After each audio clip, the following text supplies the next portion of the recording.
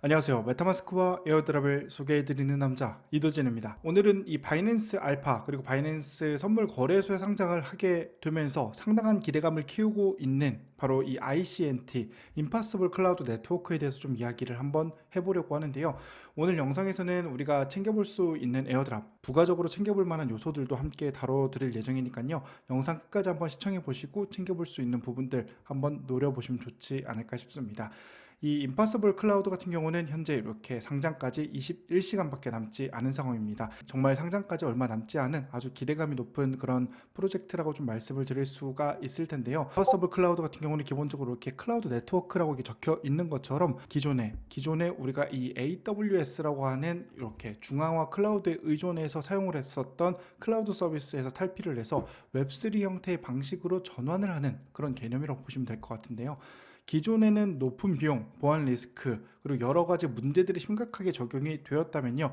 웹3 프로젝트는 앞으로 이렇게 임파서블 클라우드 같은 시스템을 사용을 해서 보안적으로도 한층 업그레이드가 됐다는 평가를 받고 있고요. 기존의 중앙화 시스템이 가지고 있었던 한계점을 탈중앙화 시스템을 통해서 극복했다는 평가를 받고 있는 상황입니다. 그러면서 상장까지 이어지게 된 아주 기분 좋은 소식을 가지고 있는 그런 구조인데요. 이 ICNT 같은 경우는 유명 VC들에게서 4억 7천만 달러의 가치로 웹3 프로젝트 지원을 받은 상황입니다. 실제 웹3 프로젝트에서는 이미 고부가가치 산업으로서 인지를 하고 있는 그런 상황이고요. ICNT를 이미 4억 7천만 달러로 평가를 하고 있는 그런 상황이라고도 좀 볼 수가 있는 부분들입니다.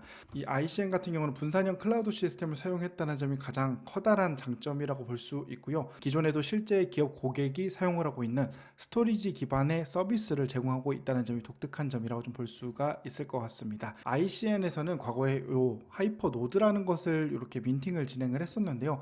당시에도 상당히 좀 인기가 있었습니다. 준 데이터를 보게 되면 대략 29,000개 정도의 노드를 판매를 했고요.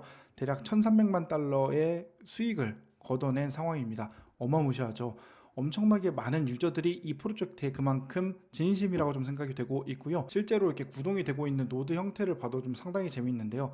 이렇게 한국도 보이고요. 일본, 그 밖에 뭐 유럽도 있고요. 아프리카, 중미, 그리고 남미까지 정말 많은 국가에서 벌써 노드를 운영 중에 있고요. 이렇게 운영을 하게 된 노드의 주체자들이 이번에 이 바이낸스 알파 상장을 하게 되면서 커다란 수익을 좀 기대해 볼 만한 요소들이 있지 않을까 싶습니다. 그 밖에도 이 ICNT 같은 경우는 바이빗, 쿠코인, 그리고 비트겟, 크라켄, 게이트IO까지 해서 다양한 거래소에 이미 상장이 될 예정이다 보니까요. 커다란 거래소에 동시에 상장이 되다 보니까요. 가격 상승에 대한 기대감도 분명히 있고 우리는 제가 앞서 한번 언급을 드리긴 했지만요. 이 바이낸스 알파 있잖아요. 이 바이낸스 알파에서 우리가 에어드랍을 한번 노려볼 수 있지 않을까 싶습니다. 실제로 이 ICNT 같은 경우는 일반 유저들보다는 빌더들에게 상당히 더 인지도가 있는 그런 상황이고요. 실질적으로 이 프로토콜을 가지고 사용할 수 있는 개발자들이 조금 더 선호하는 그런 상황이라고 좀 말씀을 드릴 수가 있을 것 같고요. 파트너십으로는 상당히 좀 눈에 띄는 프로젝트들이 많이 있습니다. 우리가 잘 알고 있는 이 에이셔도 있고요. 노드 구동을 쉽게 도와주고 있는 이지플로우라고 하는 플랫폼도 있고요.